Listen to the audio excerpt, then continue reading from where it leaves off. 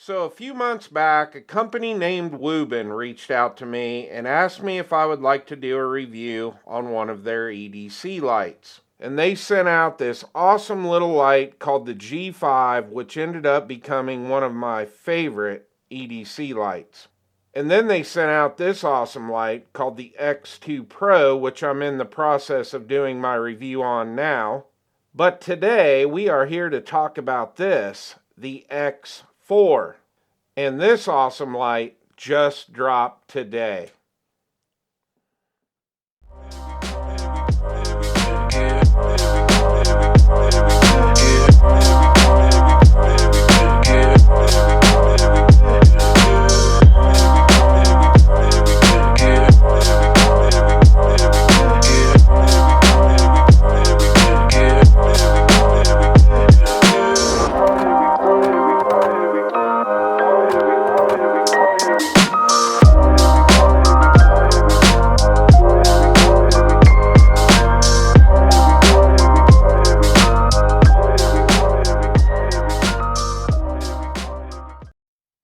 So I want to take a quick break and give a big shout out to my friends over at Fat Tack. And if you are a big guy like me, Fat Tack's got you covered. They've got shirts, shorts, swim trunks, hats, you name it. And they even have awesome holsters that are specifically made for bigger guys. So if you want to help out the channel, head over to Fat Tack, pick up some Chris from the 740 merch, and while you're there, check out all the other cool stuff that they offer, and check out the influencer store, because not only is Fat Tack supporting me, they are supporting a lot of other awesome content creators.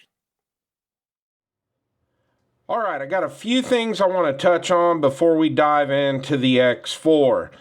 Now this light is basically a prototype. It was sent in a generic box. I got the light and I got a USB to USB Type-C charging cable. I did not get an owner's manual with it, so I don't have all the specs on this light.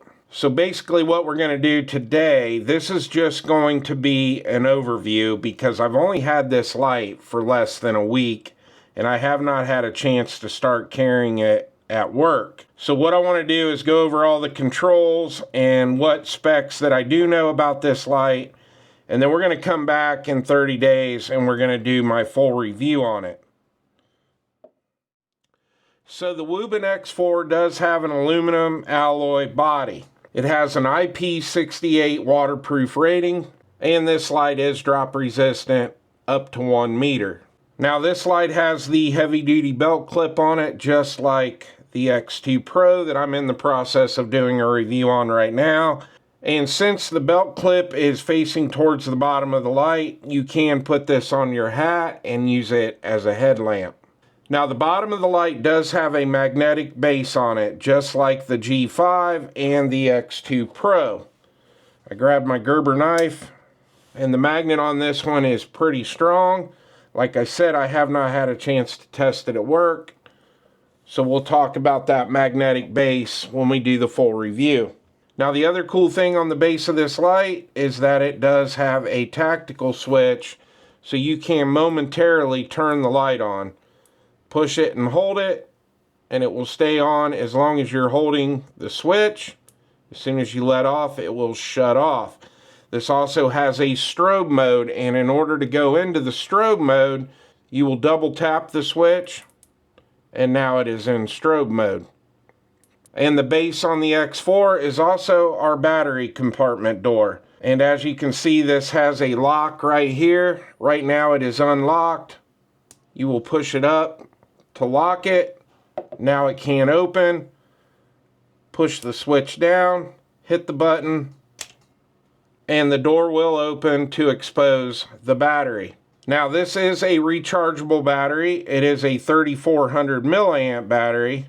Now like I said, this is a prototype light, so I do not have the specs or anything on the runtime of this light, but I do know that it takes 2.5 hours when this battery goes completely dead to get it back to a full charge. Now the super cool thing about this light having a removable battery, you can pick up a couple extras and carry them in your EDC bag.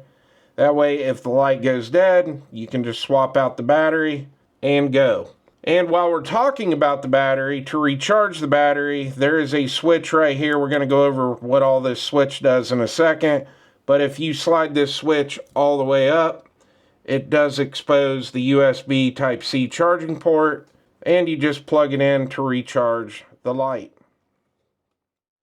Alright, let's start talking about the controls and all the functions of this light. So when this switch is all the way down, it is locked out. That is the off position. So no matter what button you hit, you cannot turn the light on. So if you hit this button here, nothing. You hit the tail switch, nothing. Alright, so the switch here on the side, like I said, right now it's locked out. We're going to slide it up to the first notch right there. And now we're going to turn on the front-facing light with this switch right here. So you're going to tap the button, and now the front-facing light is on. Now you've got this dial or scroll wheel here, and right now this is on the lowest setting. So if we start to spin this wheel down, you can see the brightness of the light intensifying. And when you get to the max brightness level, it's going to flash and let you know that it is turned up all the way. Now if you scroll up, it's going to start dimming the light, and it will flash again when you get to the lowest output on the front facing light. Now the next thing we're going to do while we're still in this mode is we're going to hold this button down right here, and now you can see the red light has come on. Now what's really cool about this is now you take your wheel and start turning it, and it will change colors. And there are 7 different colors available. Here you can see the red, like a purple, a blue, a green, a yellow, and then kind of a yellowish orange. And then we're back to the red. Now if you want to go back to the white light, you're just going to hold the button again, and there you go. Now we also have one more feature while we're in this position on the switch. You're going to take this button and double tap it, and now we're in what they call beacon mode or an SOS mode. And as you can see, it's flashing between red and green. You can double tap it again, and now it's going to flash red and blue. We'll double tap it again, and now we're back to the red and green. And to shut it off, you're just going to tap the button, and it's off. Tap it again, and it goes right back to the white light. Alright, now we're going to move up to the next mode on our switch. And we're going to go back to this button again, and we're going to tap the button. And now we have turned on the main light. Now right now it is on the lowest setting. And we're going to go back to our dial again, or our scroll wheel. And we're going to turn it down. And the light starts to intensify. And when it gets to that brightest setting, it will flash. Now we are putting out 1500 lumens. We start spinning the dial up, and now we're down to the lowest setting, and it flashes again. And to shut it off, you're just going to hit that button. Now while you are in this mode, you can also use your tail switch cap, and like I said at the beginning of the video, you have to hold that down in order for the light to stay on. You let off, it shuts off. If you want to use the strobe mode, you double tap. And now you're in strobe. Now our last setting on our mode switch, you're going to push it up. Now it is all the way up. You're going to go back to this button, and this turns on the floodlight. And this is a great setting to have it on when you don't need a lot of light, like if you're trying to read something in the dark or whatever.